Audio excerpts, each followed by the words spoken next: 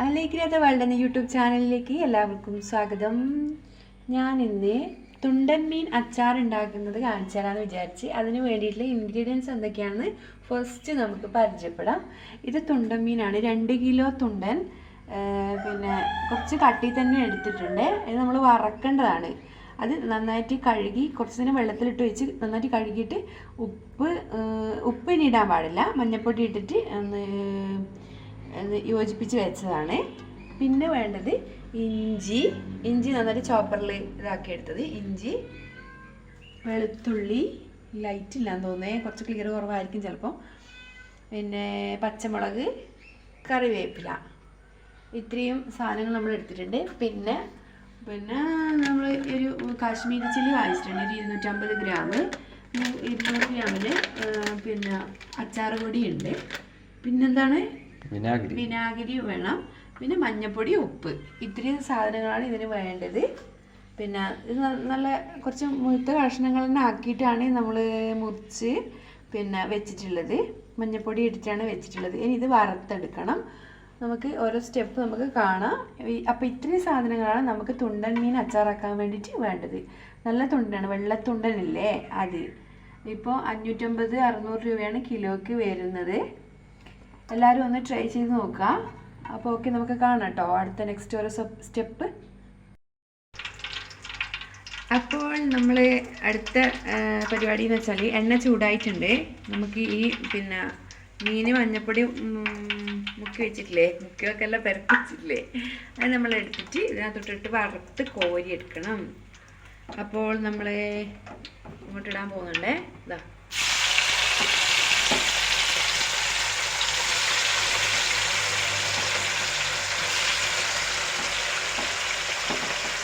നന്നായിട്ട് വറുത്തെടുക്കണം. എന്ന് വെച്ചാൽ ഇതിനകത്ത് വെള്ളം ഉണ്ടാകാൻ പാടില്ല. അതുപോലെ നല്ല ഡ്രൈ ആയിട്ട് വേണം നമ്മൾ വറുത്ത് കോരി എടുക്കാനേ.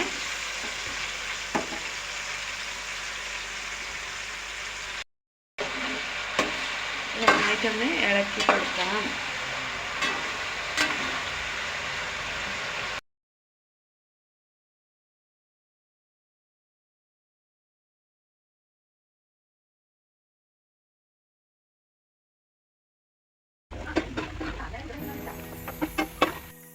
ഹലോ ഗൈസ്, നമ്മൾ ഫസ്റ്റ് ട്രിപ്പ് പിന്നെ മീൻ ഫ്രൈ ആയിട്ടുണ്ട്.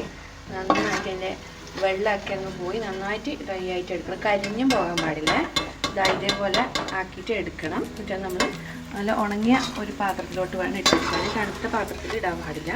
അത് ഞാൻ ആ സ്റ്റീൽ പാത്രം ഒന്ന് അടുപ്പത്ത് ചൂടാക്കിയിട്ടുണ്ടായിരുന്നു. അതിലേക്കാണ് നമ്മൾ ഇട്ട് വെക്കുന്നത്. നല്ല ഉപ്പുണ്ടാവും. നമ്മൾ എത്ര ഉപ്പ് കളയാൻ ശ്രമിച്ചാലും ഇന്ന് എന്തായാലും ഉപ്പ് മൊത്തമായിട്ട് അങ്ങനെ പോവില്ല. അപ്പം നമ്മൾ എന്ത് ചെയ്യണം, മറ്റേ അച്ചാറാക്കുന്നതിന് അധികം ഇടാം. ഒരു എന്താ പറയുക, കുറച്ചിടണം, അധികം ഇടാൻ പാടില്ല. എന്തായാലും നല്ല ഉപ്പുണ്ടാവും. അപ്പോൾ ഇത് 2-3 ദിവസം കഴിഞ്ഞാൽ മാത്രമേ അതിൻ്റെ ആ ഉപ്പൊക്കെ ഒന്ന് ഇറങ്ങി അച്ചാറിന് ആ ഒരു ടേസ്റ്റ് കിട്ടുള്ളൂ. അപ്പോൾ നമുക്കിപ്പം എന്തെങ്കിലും പരിപാടി ഉണ്ടെങ്കിൽ നമ്മൾ ഒരാഴ്ച മുമ്പേ ആക്കി വെക്കുന്നത് നല്ലതായിരിക്കും. അപ്പോൾ നമ്മൾ ഫസ്റ്റത്തെ ട്രിപ്പ് വറുത്ത് പോയി. ഇനി ബാക്കിയുള്ളത് നെക്സ്റ്റ് ഇവിടെ കിടക്കുന്നത് ഇതൊക്കെ ഒന്ന് വറുത്ത് പോയി എടുക്കണം.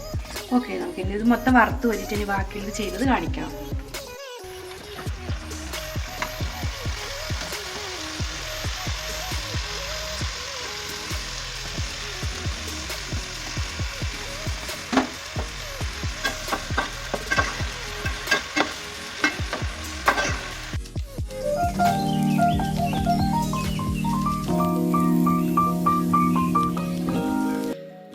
അപ്പോൾ നമ്മൾ അച്ചാർ ഏതായാലും ഇത് വറുത്ത് കോരി എടുത്തിട്ടുണ്ട്. ഇതാ നമ്മുടെ മീൻ വറുത്ത് കോരി എടുത്ത് നെക്സ്റ്റ് അടുത്ത പരിപാടി എന്ന് വെച്ചാൽ നല്ലെണ്ണ ഒഴിച്ചിട്ടാണ്. നമ്മൾ നല്ല എണ്ണയിലാണ് നമ്മൾ അച്ചാർ ഉണ്ടാക്കുന്നത്.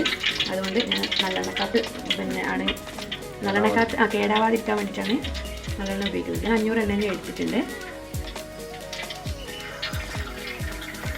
ഇച്ചിരി എണ്ണ അധികമായി എന്ന് വെച്ചിട്ട് കുഴപ്പമൊന്നുമില്ല. എന്ന് വെച്ചാൽ കേടാകില്ല. നമ്മൾ എത്ര നാൾ വേണമെങ്കിലും നമുക്ക് അച്ചാർ ഇരിക്കും. അതുകൊണ്ട് നമ്മളിപ്പോൾ കുറച്ച് വെളുത്തുള്ളിയും പച്ചമുളകും കറിവേപ്പില, ഇഞ്ചി എല്ലാം ഇടുമ്പോൾ എന്തായാലും എനിക്ക് ഇത്തിരി എണ്ണ വേണം. ഇല്ലെങ്കിൽ കുറച്ചും കൂടി എണ്ണ വെച്ചാലും കുഴപ്പമൊന്നുമില്ല. നമ്മൾ 2 കിലോ മീനല്ലേ, ഇറച്ചിന്ന് പറയാൻ പറ്റും, മീനല്ലേ എടുത്തത്. അതുകൊണ്ട് അപ്പോൾ ഞാൻ ഏത് അച്ചാറിലേക്ക് ഇച്ചിരി ഉലുവ ഇടണം. നമ്മളിപ്പോൾ കായപ്പൊടി ഇടുന്നില്ല, അച്ചാർ പൊടി ഇടുന്നത്. അപ്പോൾ അതുകൊണ്ട് എന്തായാലും ഇച്ചിരി ഉലുവ ഇടും. ഫസ്റ്റ് ഞാൻ കടുക് ഇടുന്നില്ല, ഉലുവയാണ് ഇടുന്നത് കേട്ടോ. കുറച്ച് അധികമൊന്നും വേണ്ട, കുറച്ച് ഉലുവ ഇടും. ഏതായാലും ഇത് ചൂടാവട്ടെ. നേരത്തെ നമ്മൾ വറുത്ത കോരി എണ്ണ നമ്മൾ ഉപയോഗിക്കില്ല കേട്ടോ, അതങ്ങ് മാറ്റി വെച്ച് ഇത് ഫ്രഷ് എണ്ണയാണ് നമ്മൾ പിന്നെ അച്ചാർ ഉണ്ടാക്കാൻ വേണ്ടിയിട്ട് ഉപയോഗിക്കുന്നത്. നമ്മൾ ഉലുവ ഇട്ട് കൊടുത്തേ, അതിന് പൊട്ടിക്കട്ടെ.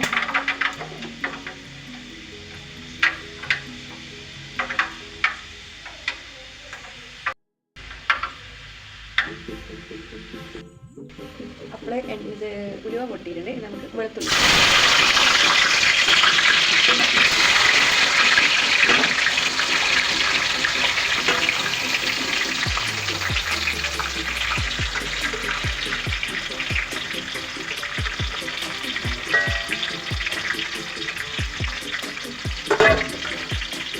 നമ്മളിതിനകത്ത് ഉപ്പ് ഇപ്പം തൽക്കാലം ഇടുന്നില്ല. നമ്മൾ ഇഞ്ചി കുറച്ച് കഴിഞ്ഞതിന് ശേഷം ഇട്ടാൽ മതി കേട്ടോ. എന്ന് വെച്ചാൽ ഇഞ്ചി നമ്മളിങ്ങനെ എണ്ണയിലിടുമ്പോൾ അടിയിൽ, പാത്രത്തിൻ്റെ അടിയിൽ പിടിക്കും. അതുകൊണ്ട് ഇഞ്ചി നമുക്ക് കുറച്ച് കഴിഞ്ഞിട്ട് ഇടാം.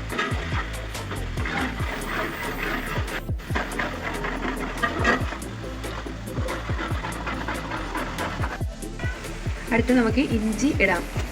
ഇഞ്ചി ഇട്ട് കൊടുക്കുന്നത്, ഇഞ്ചിയിൽ എന്തായാലും നമുക്ക് ഇപ്പോഴത്തെ സാഹചര്യത്തിൽ ഇഞ്ചിക്ക് നന്നായിട്ട് വെള്ളം ഉണ്ടാവും. അതുകൊണ്ട് അത് നന്നായിട്ട് ഇളക്കിയിട്ട് അതിൻ്റെ വെള്ളമൊക്കെ ഒന്ന് പറ്റിച്ചിട്ട് ഇഞ്ചി ഇട്ടതിന് ശേഷം നമ്മൾ നന്നായിട്ട് ഇളക്കണം. എന്താ വെച്ചാൽ ഇഞ്ചി അടിയിൽ പിടിക്കുന്ന ഒരു വസ്തുവാണ്.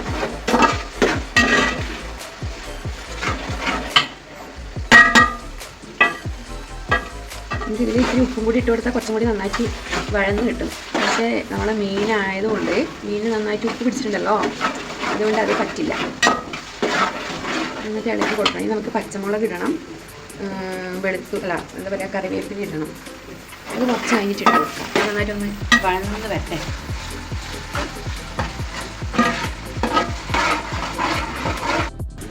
ഇനി നമുക്ക് പച്ചമുളക് ഇടാം. എരിവില്ലാത്ത മുളകാണേ, അത് ഞാൻ കുറച്ച് അധികം എടുത്തിട്ടുണ്ട്. നമ്മൾ 2 കിലോ മീൻ ഉണ്ടാക്കുന്നതല്ലേ, അതുകൊണ്ടാണ്. ഇതൊക്കെ ഒരാഴ്ച കൊണ്ടൊക്കെ തീരും, അതൊരു കാര്യം.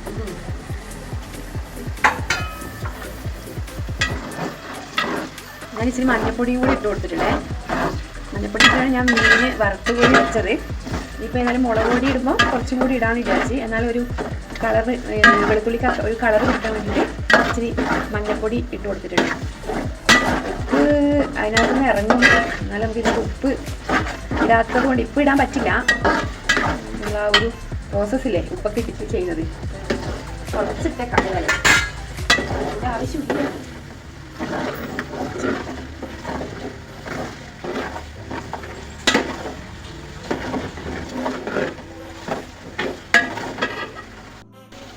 അടുത്തായി നമുക്ക് കറിവേപ്പില ഇട്ട് കൊടുക്കാമേ.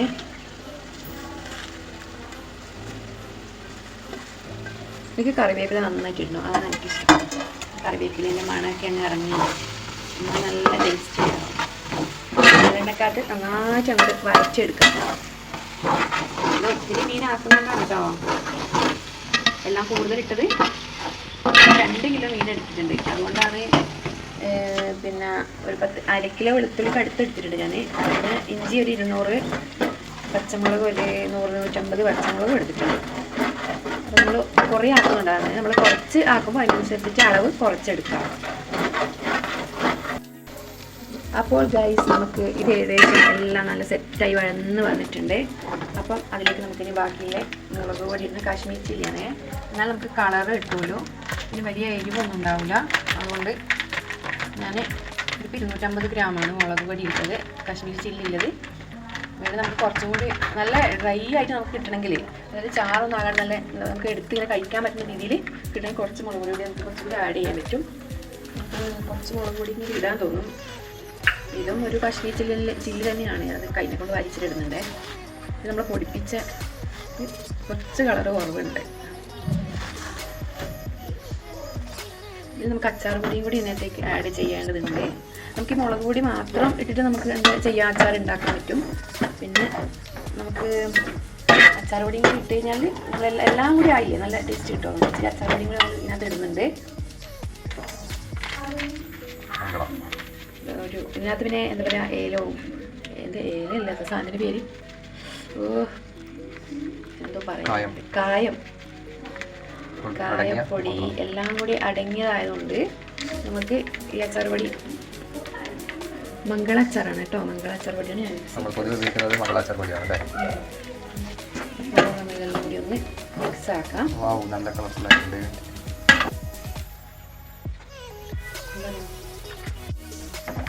അതിനുശേഷം എനിക്കിത് കൈവേദന ഉള്ളത് കൊണ്ട് തന്നെ ഇളക്കാൻ പറ്റില്ല. അതുകൊണ്ട് ഞാൻ സൗക്കാണ് കുടിക്കുന്നത് ഇളക്കാൻ വേണ്ടിയിട്ട് നന്നായിട്ട് മിക്സ് ആക്കണം ഇത്.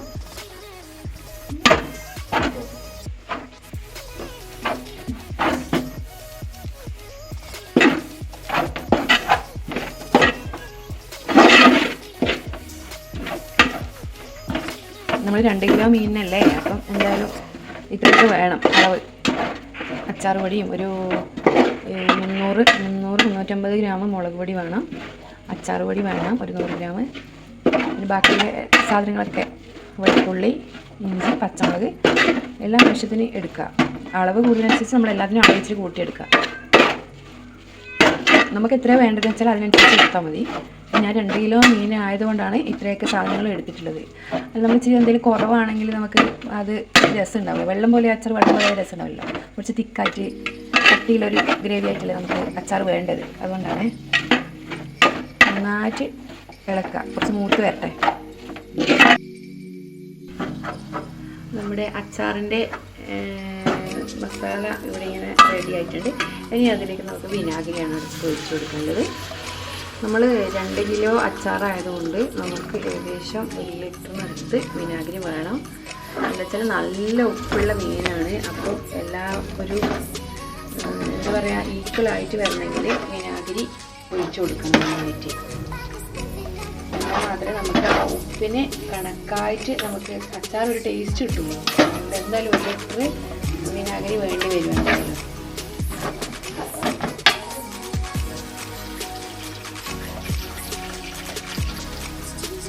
ഒഴിച്ചില്ല, നമുക്ക് നോക്കിയിട്ട് ഒഴിക്കാം.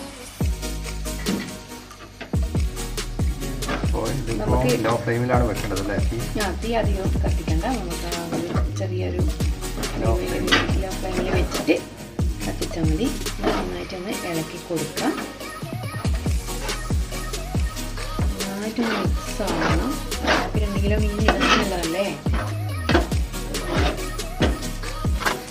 എനിക്ക് കൈവേദനയുണ്ട്.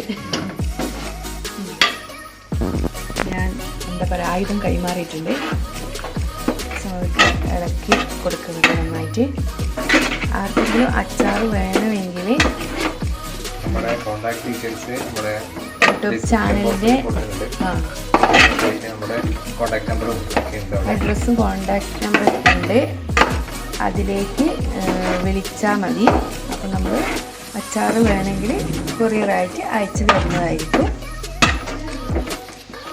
ചിലവധികമുള്ള ചിലവേറിയ അച്ചാറായതുകൊണ്ട് ഇതിന് കുറച്ച് വില കൂടുതലാണ്. ഇത് പിന്നെ എനിക്കിപ്പോൾ 2 കിലോ കൊടുക്കാനുണ്ട്. അതുകൊണ്ടാണ് ഞാൻ ഈ അച്ചാർ ചെയ്യുന്നത് കേട്ടോ. ആവശ്യക്കാർക്ക് വേണമെങ്കിൽ നമുക്ക് തയ്യാറായി കൊടുക്കുന്നതായിരിക്കും. അതെ, ഇതാണ് നമ്മൾ അച്ചാറിൻ്റെ എന്താ പറയുക മസാല. നമുക്കൊരു തിള ഇങ്ങനെ വരണം. നമ്മൾ വിനാഗിരി ഒഴിച്ചതിന് ശേഷം എണ്ണ മേലോട്ട് ഇങ്ങനെ വരുന്നുണ്ട്. അപ്പോൾ നമ്മൾ എന്ത് ചെയ്യണം, ഇതിട്ട് കൊടുക്കാം. ഫ്ലെയിം ഓഫാക്കിയിട്ട് നമ്മളെന്താ ചെയ്യണം, ഓഫാക്കണ്ട, കുറച്ച് വെച്ചിട്ട് തയ്യാറാക്കി വെച്ച മീൻ ഇതിനകത്തോട്ട് ഇട്ട്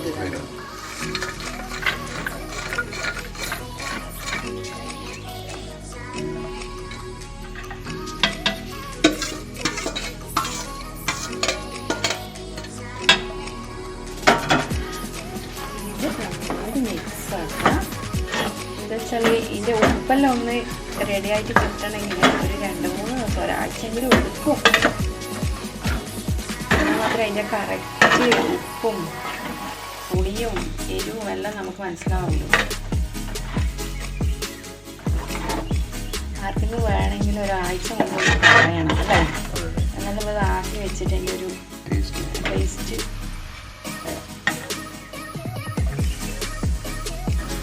അപ്പോൾ ഗൈസ് നമ്മുടെ അച്ചാർ റെഡി ആയിട്ടുണ്ട്. ഇതാ കണ്ടോ, ഇതാണ് നമ്മുടെ അച്ചാർ.